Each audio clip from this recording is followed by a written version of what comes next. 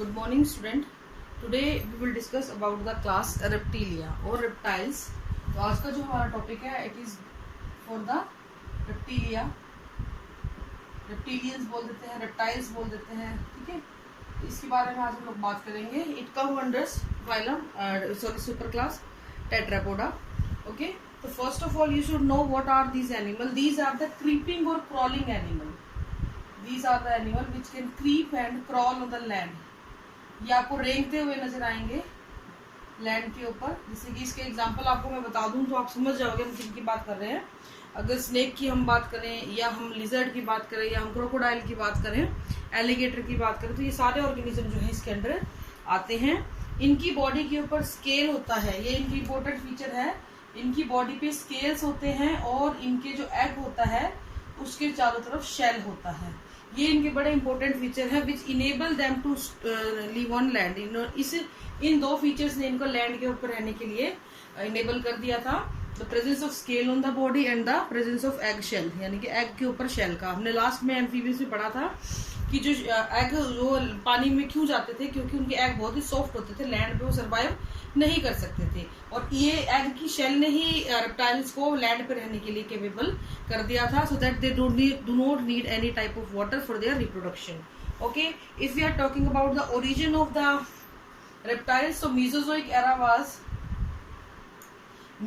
Era को जो है माना गया है कि इस टाइम पे रेप्टाइल्स जो होते थे वो गोल्डन एज ऑफ रेप्टाइल माना गया है. इस टाइम पे रेप्टाइल सबसे ज्यादा फ्लरिश कर रहे थे, गोल्डन एज ऑफ रेप्टाइल. और अगर हम बात करें कि किससे ये इवोल्व हुए, तो हम ये मानते हैं, ऐसा माना जाता है कि जो सैलामेंडर है, एम्फीबियंस में जो सैलामेंडर है उसके द्वारा, उसके ही आगे डेवलपमेंट से क्या बने थे, रेप्टाइल्स का फॉर्मेशन हुआ था. ठीक है, क्योंकि सैलामेंडर जो थी वो टेरेस्ट्रियल थी और धीरे धीरे ये माना जाता है कि इसने इवॉल्व होके किसको फॉर्म करा था बेटा, इसके द्वारा इवोल्यूशन हुआ था. और किसका फॉर्म हुआ था, रेप्टाइल्स का फॉर्मेशन हुआ था. तो अगर आप पिक्चर वगैरह देखो ना सैलामेंडर की, तो आपको देखने में रेप्टाइल जैसी थोड़ी नजर आती है. अगर हम इनके हैबिटेट की बात करें तो ट्रॉपिकल रीजन के अंदर ये ज्यादातर पाए जाते हैं. बर्फ वाले इलाकों में इनकी प्रेजेंस कम देखी गई है, ठंडे इलाकों में इनकी प्रेजेंस बहुत ही कम देखी गई है. आर्कटिक, एंटार्क्टिक ऐसी जगहों पे ये कम देखे जाते हैं. ट्रॉपिकल रीजन में इनकी प्रेजेंस बहुत ही ज्यादा देखी जाती है. अगर इनकी फूडिंग हैबिट की बात करें तो ये कार्निवोर्स होते हैं या इंसेक्टिवोर्स होते हैं. देखी होगी ना आपने छिपकली वगैरह, अजगर वगैरह देखे ना, एनाकोंडा वगैरह. और पूरी भैंस गाय की गाय खा जाते हैं, हिरन खा जाते हैं. कार्निवोर्स है. छिपकली को देखो कीट पतंगे खाती रहती है ना, लाइट के पास आती है, कीड़े वगैरह खाती है. तो इसका मतलब क्या है, वो इंसेक्टिवोर्स होते हैं. अगर हम इसके बॉडी टेम्परेचर की बात करते हैं तो बॉडी टेम्परेचर यहाँ पे वही है बेटा, अब तक जो चलता आ रहा था. कोल्ड ब्लडेड एनिमल है, do not have regular body temperature, they do not regulate their body temperature. इसको अपने पोइकिलोथर्म भी बोला था और एक्टोथर्मिक भी बोल दिया था. यानी कि ये इनका जो बॉडी टेम्परेचर होता है वो बॉडी के बाहर के एनवायरनमेंट के साथ साथ अपने आप को चेंज करता रहता है. कुछ ऑर्गेनिज्म का बॉडी टेम्परेचर बहुत ही हाई होता है, ये एक्सटर्नल एनवायरनमेंट से भी ज्यादा रखते हैं. क्यों? क्योंकि ये क्या करते हैं, हीट को अब्जॉर्ब करते रहते हैं. धूप आएगी ना, वैसे ही धूप की तरफ चले जाएंगे और वहां बैठे रहेंगे धूप के अंदर, और वहीं से ये सारी की सारी एनर्जी अपने अंदर बॉडी के अंदर स्टोर कर लेते हैं. ठीक है, तो ये सन वार्म अप लेते हैं. कहने का मतलब ये है. अगर इनकी बॉडी फॉर्म की बात करें तो हेड, ट्रंक एंड टेल, ये 3 हिस्सों में इसकी बॉडी को हमने बांटा हुआ है. नेक यहाँ पे नहीं होती है, तो हेड, ट्रंक, टेल, ये 3 इसके हिस्से होते हैं. नेक यहाँ पे प्रेजेंट नहीं होती है, नेक जैसी कोई स्ट्रक्चर यहाँ पे देखी नहीं होती है. इसकी बॉडी शॉर्ट हो सकती है, लॉन्ग हो सकती है, डीप्रेस्ड हो सकती है, ब्रॉड हो सकती है. बहुत तरीके की बॉडी फॉर्म इनकी पाई जाती है. ठीक है, if we are talking about appendages, आपको पता है पेंटाडेक्टाइल अपेंडेज यहाँ पे मिलते हैं.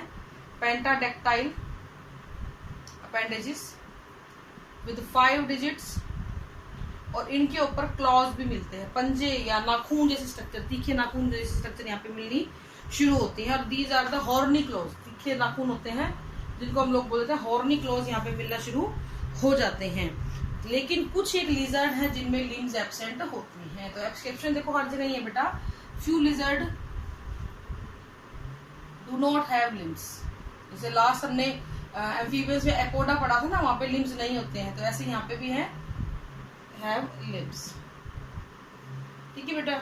नेक्स्ट हम बात करेंगे इसके स्केलेटन की। तो इसका जो एक्सोस्केलेटन होता है वो हॉर्नी स्केल से बना होता है। एक्सोस्केलेटन यानी बॉडी के बाहर जो है स्केलेटन वो हॉर्नी स्केल से बना हुआ होता है। ये जो हॉर्नी स्केल होते हैं ये एपिडर्मिस के ऊपर प्रेजेंट रहते हैं। ये पीरियोडिकली धीरे धीरे गिरते भी रहते हैं एज ए होल, टुकड़ों में, या आपने देखा होगा ना सांप अपनी केचुली उतारता है, पूरी की पूरी वाइप आउट कर देता है, पूरा पूरा उसकी स्किन उतरी हुई होती है। इस तरीके से कर सकते हैं, या फिर टुकड़ों में भी अपनी इसकी स्किन को उतारते हैं, इसको शेड आउट करते हैं, नई स्किन आएगी। क्योंकि ग्रोथ के दौरान ये क्रैक आउट हो जाती है। जैसे जैसे ऑर्गेनिज्म ग्रोथ करता है ना वैसे वैसे इसकी स्केल ग्रोथ नहीं कर पाते हैं, तो they have to remove out और उसकी जगह नए स्केल्स का डेवलपमेंट होता है। इनकी जो स्किन होती है वो वाटर प्रूफ होती है क्योंकि उसके ऊपर प्रोटीन प्रेजेंट होता है और उस प्रोटीन का नाम होता है बेटा केराटिन प्रोटीन, जो वाटर प्रूफिंग प्रोवाइड करता है इसको, पानी इसके अंदर नहीं जा पाता है। और ये केराटिन प्रेजेंट होता है स्केल्स के अंदर। स्केल्स को आप स्यूट्स भी लिखा हुआ मिल सकता है, स्यूट्स, ठीक है, ये लिखा हुआ मिल सकता है। इसके अलावा डर्मल प्लेट्स भी स्किन के नीचे मिलते हैं। बोनी डर्मल प्लेट्स भी स्किन के नीचे पाए जाते हैं, जिनको फंक्शन यही है प्रिवेंशन करना, किससे, वाटर के लॉस को, वाटर लॉस होने से ये रोकते हैं। If we are talking about the endoskeleton of these, endoskeleton is bony, इनका एंडोस्केलेटन बोनी स्ट्रक्चर होती है। स्कल की बात करें तो स्कल होती है बेटा मोनोकोंडाइलिक, ठीक है, ये वर्ड आपने याद रखना है, skull is monocondylic. If we are talking about the vertebra तो एटलस एंड एक्सिस, दो वर्टिब्रा यहाँ पे, first two vertebras are known as atlas and axis. यहाँ पे एक चीज ध्यान रखना, स्टर्नम नहीं होती है, नो स्टर्नम। तो जो रिब्स होती हैं दे आर फ्लोटिंग रिब्स, और फ्लोटिंग रिब्स का ये फायदा होता है बेटा, जो मैंने अभी थोड़ी देर पहले बताया कि अजगर जो होता है ना वो भैंस गाय तक को खा जाता है। तो फ्लोटिंग रिब्स जब भी कोई ये ऑर्गेनिज्म शिकार करता है ना तो अपने से दुगना तिगना साइज के ऑर्गेनिज्म को इजीली स्वालो कर लेते हैं, क्योंकि उनकी रिब्स एक्सपैंड कर जाती है। आप लोग नहीं खा सकते क्योंकि आपकी रिब्स जो है स्टर्नम से जुड़ी हुई है। ये सामने वाले जो फ्रंट बोन होती है ना बेटा, ये वाली, यहाँ वाली, ये वाली, इसको स्टर्नम बोलते हैं। तो यहाँ पे ऐसे स्टर्नम जैसी कोई स्ट्रक्चर नहीं होती है, तो रिब्स अटैचमेंट के लिए जगह नहीं, तो वो खुद पड़ी रहती है, खुली रहती है। हमारे पास भी 2-3 फ्लोटिंग रिब्स नीचे होती हैं, ये कितनी भी फैल सकती हैं और स्वालो कर सकती हैं किसी भी बड़े ऑर्गेनिज्म को, ठीक है। अगर हम बात करेंगे इसके डाइजेस्टिव सिस्टम की, तो माउथ इसका काफी बड़ा होता है, ठीक है, और इसमें दांत भी पाए जाते हैं, टीथ प्रेजेंट होते हैं, बहुत बड़ा होता है। इसके अलावा इसके दोनों जबड़ों पे दांत पाए जाएंगे। इसकी टंग जो होती है ये प्रोट्रूडिंग होती है, टंग मस्कुलर होती है एंड प्रोट्रूडिंग होती है। प्रोट्रूडिंग का मतलब बाहर की तरफ लंबी जाने वाली टंग इसकी होती है, दूर तक इसकी टंग फेंक सकता है। लीवर और पैनक्रियास प्रेजेंट होते हैं, लीवर एंड पैनक्रियास प्रेजेंट। और जो माउथ होता है, एलिमेंट्री कैनाल का जो माउथ पार्ट होता है, it will lead into cloaca. तो ये इंपॉर्टेंट चीज है यहाँ पर। यहाँ पे लीवर और पैनक्रियास जैसी स्ट्रक्चर भी आना शुरू हो गई हैं। If we are talking about the respiration, respiration is by the lung, क्योंकि धरती पे रहते हैं, लैंड पे रहते हैं, तो लंग्स की हेल्प से रेस्पिरेशन होता है, जिसको हम लोग बोलते हैं बेटा पल्मोनरी रेस्पिरेशन, यानी यहाँ पे पल्मोनरी रेस्पिरेशन पाया जाता है। गिल्स यहाँ पे डेवलप नहीं होते हैं, लाइफ की किसी भी स्टेज के अंदर गिल्स यहाँ पे पाए नहीं जाते हैं। गिल्स की यहाँ पे प्रेजेंस देखी रही गई है। रिब्स जो होती हैं वो इतनी ज्यादा एक्सपैंड करती हैं, बहुत ज्यादा एक्सपैंड कर सकती हैं, जिसकी वजह से ये एफिशिएंटली क्या कर सकते हैं, एफिशिएंटली ये लोग ऑर्गेनिज्म जो है अपना रेस्पायरेशन कर सकते हैं। जितनी ज्यादा रिब एक्सपैंड हो सकती है उतनी ज्यादा हवा अपने अंदर ले सकते हैं। तो ये जो चीज है, इसने रिब्स की जो फ्लोटिंग रिब्स है इन्होंने क्या कर दिया, इसको एफिशिएंट कर दिया है, एक अच्छा जो है आपका रेस्पायरेशन की जो एफिशिएंसी है वो काफी ज्यादा हो जाती है। If we are talking about the circulatory system, very importantly circulatory system में हार्ट जो होता है वो 3 चैम्बर्ड होता है, जिसमें 2 ऑरिकल होते हैं और एक पार्शियली डिवाइडेड वेंट्रिकल पाया जाता है। कुछ एक ऑर्गेनिज्म जैसे कि क्रोकोडाइल, एलिगेटर में 4 चैम्बर्ड हार्ट में मिलना शुरू हो जाता है। ये इंपॉर्टेंट चीज है। इनकम्प्लीटली 4 चैम्बर्ड हार्ट होता है, इनकम्प्लीटली 4 चैम्बर्ड हार्ट, ठीक है। इनकम्प्लीटली 4 चैम्बर्ड हार्ट यहाँ पे पाया जाता है। जो एक्सेसरी जो चैम्बर होते हैं जैसे कि साइनस वेनोसस और ट्रंकस आर्टेरियोसस, तो साइनस वेनोसस प्रेजेंट होता है और ट्रंकस आर्टेरियोसस क्या होता है बेटा, एब्सेंट कर जाता है। ठीक है, क्रोकोडाइल का ध्यान रखना आप लोग, ये 4 चैम्बर्ड हार्ट होता है इसके पास। इसके अलावा बर्ड और मैमल्स तो है ही जो 4 चैम्बर्ड हार्ट रखते हैं।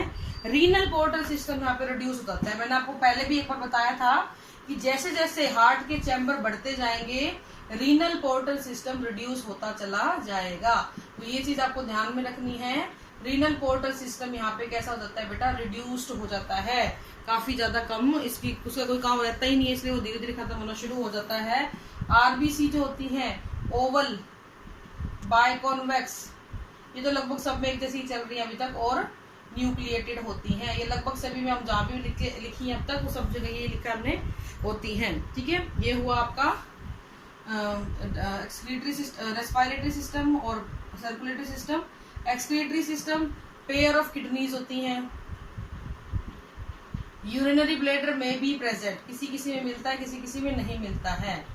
ब्लैडर में भी प्रेजेंट। ठीक है, यहाँ पे अगर लैंड पे है कोई ऑर्गेनिज्म तो वो सिक्रीट करेगा यूरिक एसिड, यूरिकोटैलिक होता है। अगर वाटर में रहने वाला है कोई ऑर्गेनिज्म रेप्टाइल तो वो यूरिया सिक्रीट करेगा, यानी कि यूरियोटैलिज्म। यूरियोटैलिक और यूरिकोटैलिक, ये वर्ड में आपने ध्यान रखना है, यूरियोटैलिक और यूरिकोटैलिक। ठीक है, यूरिया और यूरिक एसिड को सिक्रीट करता है। ठीक है, फिर अगर हम इसकी बात करें इसकी नर्वस सिस्टम की, तो एक चीज ध्यान रखना, लास्ट में हमने जब एम्फीबियन पढ़ा था तब तक हम 10 कह रहे थे, लेकिन अब जो है आपके पास रेप्टाइल, बर्ड और मैमल, आरबीएम, ये वर्ड याद रखना, इन तीनों के अंदर ही आपको क्रेनियल नर्व अब कैसी मिलनी शुरू हो जाएंगी, 12 पेयर ऑफ क्रेनियल नर्व मिलेंगी, रेप्टाइल्स। ठीक है, और ये तीनों की तीनों आते हैं एमनियोट्स के अंदर। एमनियोट्स के अंदर आते हैं बेटा रेप्टाइल, बर्ड और मैमल, और तीनों के तीनों में क्या मिलेंगे आपको, 12 पेयर ऑफ क्रेनियल नर्व्स यहाँ पे मिलना शुरू हो जाती हैं। ईयर के पास एक सिंगल ऑसिकल होता है, ईयर हैव सिंगल ऑसिकल। ठीक है, ईयर हैव सिंगल ऑसिकल, ये इंपॉर्टेंट चीज है। यहाँ पे अगर हम रिप्रोडक्शन की बात करें, और एक चीज ध्यान रखना, एम्फीबियंस तक 10 पेयर ऑफ क्रेनियल नर्व्स थी, यहाँ पे 12 पेयर है। अब बर्ड में, मैमल में, रेप्टाइल, तीनों में 12 पेयर ऑफ क्रेनियल नर्व चलेंगी। ठीक है, मेल के पास कॉपुलेटरी ऑर्गन होते हैं, यहाँ पे male have copulatory organ. Male के पास कॉपुलेटरी ऑर्गन्स पाए जाते हैं for external internal fertilization. Gonoducts भी होती हैं, गोनोडक्ट प्रेजेंट, लीड करती है किसमें, क्लोएका में, क्लोएका में ये लीड कर जाती हैं। ज्यादातर इनके जो ऑर्गेनिज्म होते हैं वो ओविपेरस या ओवोविविपेरस होते हैं। Eggs are permeable to gases but not to water, इनके अंडे जो होते हैं उनमें गैसेस जा सकती हैं लेकिन पानी की एंट्री बैन होती है, पानी को अंदर जाने दिया नहीं जाता है। इनके चारों तरफ इनके अंदर बहुत ज्यादा योग होता है नरिशमेंट के लिए। ठीक है, ह्यूमन के एग में योग नहीं होता है, इनके में योग होता है। क्यों होता है, क्योंकि ये प्लेसेंटा नहीं बनाते हैं, तो एम्ब्रियो को नरिशमेंट कहाँ से मिलेगा, इस योग से ही मिलेगा। लेकिन मेमल के अंदर प्लेसेंटा बनता है, इसलिए वहां पे योग की आवश्यकता नहीं होती है। अबंडेंट ऑफ योग यहाँ पे पाया जाता है। और हार्ड कवरिंग ऑफ शेल होती है जो कैल्शियम कार्बोनेट की बनी होती है, लाइमी इसको शेल भी बोला जाता है, कैल्शियम कार्बोनेट का बना हुआ होता है। इसका क्योंकि एमनियोट्स वर्ड मैंने यूज किया ना, तो इसके चारों तरफ एमनियोन मिलेगी। एमनियोन जो होती है एक प्रोटेक्टिव सैक लाइक स्ट्रक्चर होती है जिसके अंदर एम्ब्रियो डेवलप होता है। तो ये एमनियोन होती है, एक वाटरी मीडियम प्रोवाइड कराती है एम्ब्रियो के चारों तरफ, ताकि एम्ब्रियो सूखे नहीं, ताकि एम्ब्रियो किसी प्रकार का जर्क हो, कोई धक्का हो, कोई शॉक हो, उसको भी इजीली एब्जॉर्ब कर पाए। ठीक है, इसके अलावा एम्ब्रियो के आसपास दो लेयर और होती हैं, यॉर्क सैक और एलेंटोइस। तो देखो ये सारी चीजें ना मेम्ब्रेन, फीटल मेम्ब्रेन बोलते हैं इनको हम, ये अभी अब आने लगी, इससे पहले ये कहीं भी नहीं थी। फर्टिलाइजेशन यहाँ पे इंटरनल होता है, एमनियोन, कोरियोन, एलेंटोइस, ये सारी मेम्ब्रेन यहाँ पे मिलना शुरू हो जाती हैं डेवलपमेंट स्टेज के दौरान। ठीक है, और जो है कोरियोन जो होती है वो एम्ब्रियो को सराउंड करती है, कोरियोन जो होती है वो एम्ब्रियो के चारों तरफ मिलती है, कोरियोन। और कोरियोन जो है ह्यूमन के अंदर यही कोरियन किसको बनाती है, प्लेसेंटा को फॉर्म करती है। यहाँ पे ये सिर्फ प्रेजेंट होती है। अगर हम बात करें कि हाँ जी रेप्टाइल्स लैंड पे आ गए तो उन्होंने ऐसी कौन कौन सी चीजें थी, कौन कौन से ऐसे चेंजेस अपने अंदर लाए थे जिसकी वजह से वो लैंड पे सरवाइव कर पाए। सबसे इंपॉर्टेंट चीज उनकी बॉडी पे स्केल थे जो पानी के लॉस को कम करते थे। दूसरा उनके अंडे जो थे उनके ऊपर हार्ड कवरिंग थी जो उनको बचाते थे।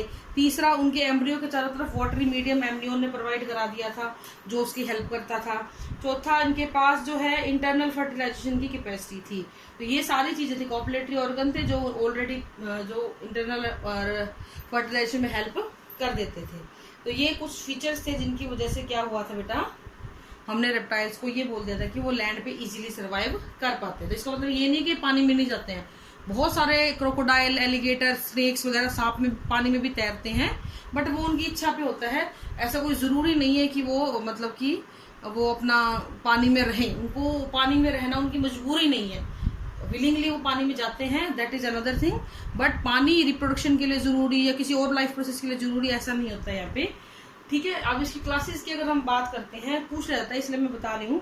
इसकी 4 सब क्लासेस हैं जिनमें से 2 तो अभी मिल रही हैं और 2 एक्सटेंड हो चुकी हैं, लाइक एनाप्सीडा, पैराप्सीडा, डायप्सीडा एंड साइनेप्सीडा। जिनमें से डायप्सीडा और एनाप्सीडा जो है वो लिविंग है, बाकी 2 एक्सटेंड हो चुकी हैं।